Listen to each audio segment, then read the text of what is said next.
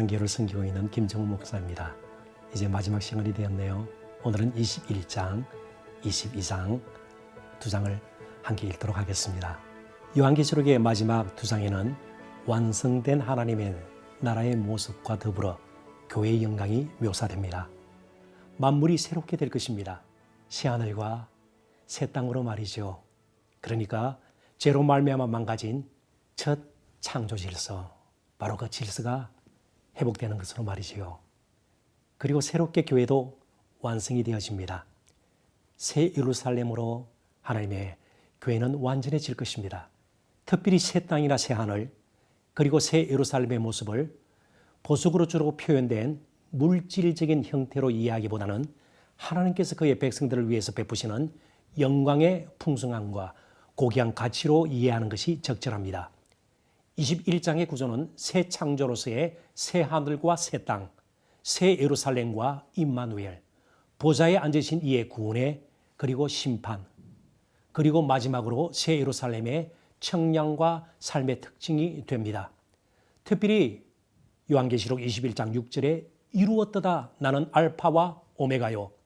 처음과 나중이라는 말씀은 하나님께서 구원의 완성자 되심을 다시 강조하는 표현입니다. 비슷한 선포가 요한계시록에는 세 번 정도 나오지 않습니까? 1장 8절과 21장 6절 그리고 22장 13절이 되겠습니다. 하나님 혹은 예수님은 창조의 주이실 뿐만 아니라 구원의 주가 되시고요. 그리고 마지막으로 역사의 주인공이 되십니다. 창세기 2장 1절에 보면 천지와 만물이 다 이루니라. 빠짐없이 이루어진 것이죠. 그리고 요한복음 19장 30절에 보면 예수께서 신포도주를 받으신 후에 이르시되 다 이루었다 하시고 머리를 숙이시니 영원히 떠나 가시니라. 창조는 온전한 것입니다. 진화의 틈이 끼어들 그런 여지가 없는 것이죠. 다 이루셨기 때문입니다. 예수 그리스도의 구원사역 온전한 것입니다. 다 이루신 것입니다. 그리고 마지막 오늘 저희들이 함께 읽었던 역사의 주관자로서 다 이루었다. 영광스러운 것이죠. 모든 사용된 보석들은 이를 드러내기 위한 상징적 수단임을 잊지 말아야 합니다. 실제로 보석보다 더 귀한 것은 하나님께서 함께 하시는 것 자체가 아니겠습니까? 임마누엘보다 더 큰 복이 이 세상 어디에 있겠습니까? 그런데 구원에 이르는 문을 온 세상을 향해 열어두었음을 우리는 또한 잊지 말아야 합니다. 12절에 보면 12문으로 표현되고 있는데 이 12문은 세상을 향해서 구원의 문이 아직 열려 있다는 것을 묘사하고 있습니다. 19절과 20절에 나오는 보석들은 대제사장의 흉배에 붙어있던 보석과 동일합니다. 하나님과의 온전하고도 친밀한 교제가 이루어졌음을 상징적으로 보여주는 것들이죠. 그리고 하나님과 주님을 이제 우리는 얼굴을 맞대고 볼 수 있으니 새하늘과 새 땅, 새 예루살렘에는 성전이 따로 필요하지 않습니다. 아무튼 요한계시록에는 완성의 측면이 강하게 나타냅니다. 창세기가 시작의 책이라면 요한계시록은 완성의 책이라는 뜻입니다. 그러한 완성은 예수 그리스도의 재림, 내가 속히 오리니 바로 그 말씀으로 말미암죠. 마지막 권면의 내용은 지금도 여전히 적용되어야 합니다. 이 책의 예언의 말씀을 지키는 것과 이 책의 예언의 말씀에 더하거나 제하지 않는 것 말이죠. 예언의 말씀의 핵심은 어린 양 예수 그리스도의 복음, 즉 구원의 말씀입니다. 구원이 필요한 영역은 모든 피조 세계입니다. 그러나 구원에 이르는 방법은 오직 하나뿐입니다. 신앙은 잘 간직할 뿐 아니라 후세대에 물려주어야 합니다. 그리고 우리의 또 다른 사명은 어둠과 죽음 가운데서 방황하는 이웃들을 생명의 빛으로 나오게 하는 일입니다. 촛대의 사명을 잘 감당해야 할 것입니다. 세대를 향한 선교와 세상을 향한 선교의 사명은 동시에 이루어져야 합니다. 교회는 그 거룩함과 영광의 모습을 되찾아야 합니다. 그러기 위해서는 먼저 하늘을 바라보는 보좌 영성이 회복되어야 합니다. 하늘문이 닫히는 것처럼 슬프고 암울하고 또 고통스러운 일은 없을 것입니다. 기도의 문이 막히는 것을 우리는 두려워해야 합니다. 그리고 하나님의 말씀으로부터 멀어지는 것보다 더 위험한 일도 없음을 알아야 합니다. 따라서 어느 정도의 영적 긴장, 때로는 영적 각성이 우리에게 필요합니다. 환난보다 때로 평안함이 신앙 지키기가 더 힘들다는 사실을 잊지 말았으면 좋겠습니다. 성도와 교회가 결국 의지하고 바라볼 것은 인간의 권세도 또 세상 영광도 아닙니다. 주 예수 그리스도에 대한 바른 이해와 믿음의 확신이 있으면 반드시 승리합니다. 교회는 머리 대신 주 예수 그리스도의 말씀과 명령에 민감해야 합니다. 관심이 먼저 그에게로 집중되어야 합니다. 에덴 동산과 대조되는 새 예루살렘의 영광을 소망 삼고 다시 오실 예수 그리스도를 기다리는 교회가 되어야 합니다. 주 예수여 오시옵소서라는 마라나타의 영성이 회복되어야 합니다. 새 예루살렘에서 다시 만날 소망과 확신을 가지고 있는 곳에서 하나님의 영광을 드러내면 참으로 좋겠습니다. 요한계시록의 마지막 단어도 역시 주 예수 그리스도의 은혜입니다. 요한계시록 22장 21절입니다.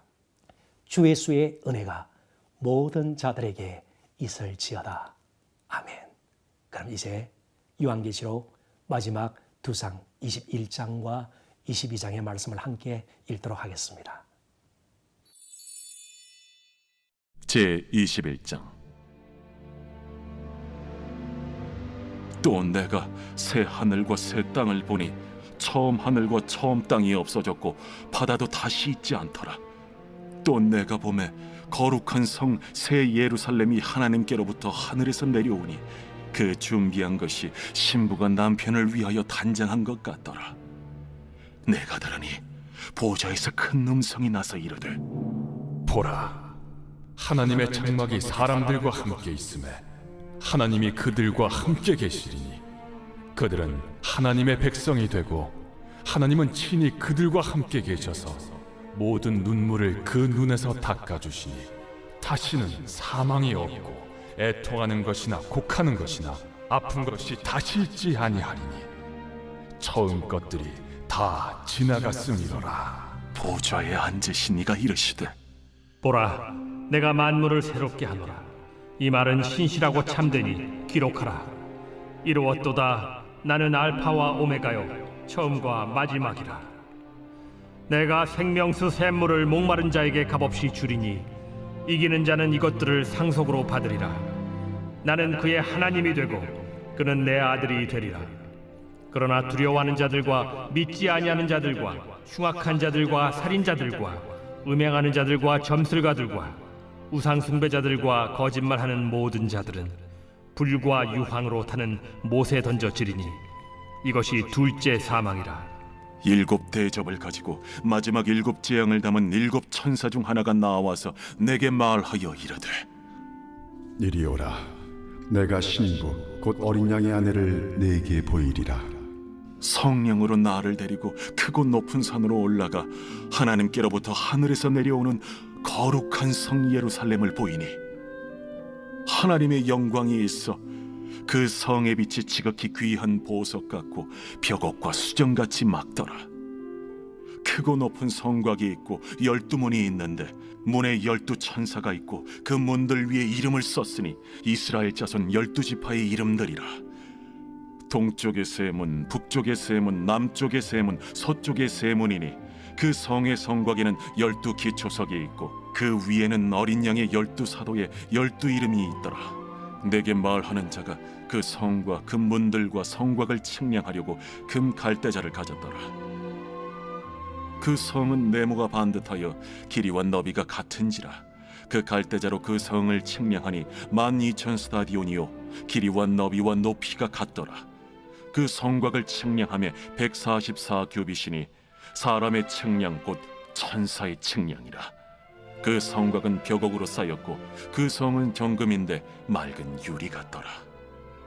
그 성의 성곽의 기초석은 각색 보석으로 꾸몄는데 첫째 기초석은 벽옥이요, 둘째는 남보석이요, 셋째는 옥수요, 넷째는 녹보석이요, 다섯째는 홍만호요, 여섯째는 홍보석이요, 일곱째는 황옥이요, 여덟째는 노곡이요, 아홉째는 담항옥이요, 열째는 비취옥이요, 11째는 청옥이요 12째는 자수정이라.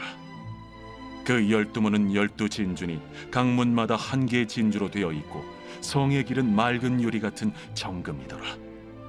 성 안에서 내가 성전을 보지 못하였으니 이는 주 하나님 곧 전능하신 이와 및 어린 양이 그 성전이심이라. 그 성은 해나 달의 비침이 쓸데없으니 이는 하나님의 영광이 비치고 어린 양이 그 등불이 되심이라.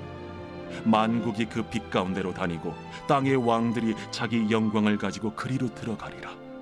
낮에 성문들을 도무지 닫지 아니하리니 거기에는 밤이 없음이라. 사람들이 만국의 영광과 존귀를 가지고 그리로 들어가겠고 무엇이든지 속된 것이나 가증한 일 또는 거짓말하는 자는 결코 그리로 들어가지 못하되 오직 어린 양의 생명책에 기록된 자들만 들어가리라.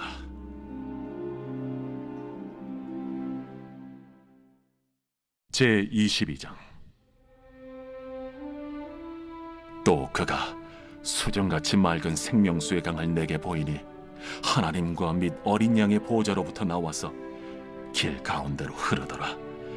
강 좌우에 생명나무가 있어 12가지 열매를 맺되 달마다 그 열매를 맺고 그 나무 잎사귀들은 만국을 치료하기 위하여 있더라. 다시 저주가 없으며 하나님과 그 어린 양의 보좌가 그 가운데에 있으리니 그의 종들이 그를 섬기며 그의 얼굴을 볼 터이요 그의 이름도 그들의 이마에 있으리라. 다시 밤이 없겠고 등불과 햇빛이 쓸데없으니 이는 주 하나님이 그들에게 빛이심이라. 그들이 세세토록 왕노릇 하리로다. 또 그가 내게 말하기를 이 말은 신실하고 참된지라. 주 곧 선지자들의 영의 하나님이 그의 종들에게 반드시 속히 되어질 일을 보이시려고 그의 천사를 보내셨도다. 보라, 내가 속히 오리니 이 두루마리의 예언의 말씀을 지키는 자는 복이 있으리라. 이것들을 보고 들은 자는 나 요한이니 내가 듣고 볼 때에 이 일을 내게 보이던 천사의 발 앞에 경배하려고 엎드렸더니 그가 내게 말하기를 나는 너와 내 형제 선지자들과 또 이 두루마리의 말을 지키는 자들과 함께 된 종이니 그리하지 말고 하나님께 경배하라. 이 두루마리의 예언의 말씀을 인봉하지 말라. 때가 가까우니라.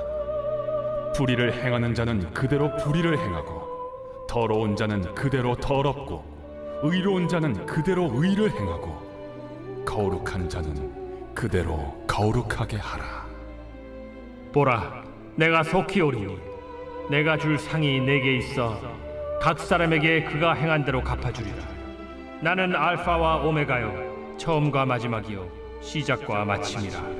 자기 두루마기를 빠는 자들은 복이 있으니 이는 그들이 생명나무에 나아가며 문들을 통하여 성에 들어갈 권세를 받으려 함이로다. 개들과 첨술가들과 음행하는 자들과 살인자들과 우상 숭배자들과 및 거짓말을 좋아하며 지어내는 자는 다 성 밖에 있으리라. 나 예수는 교회들을 위하여 내 사자를 보내어 이것들을 너희에게 증언하게 하리노라. 나는 다윗의 뿌리요 자손이니 곧 광명한 새벽별이라. 성령과 신부가 말씀하시기를 오라 하시는도다. 듣는 자도 오라 할 것이요 목마른 자도 올 것이요 또 원하는 자는 값없이 생명수를 받으라 하시더라.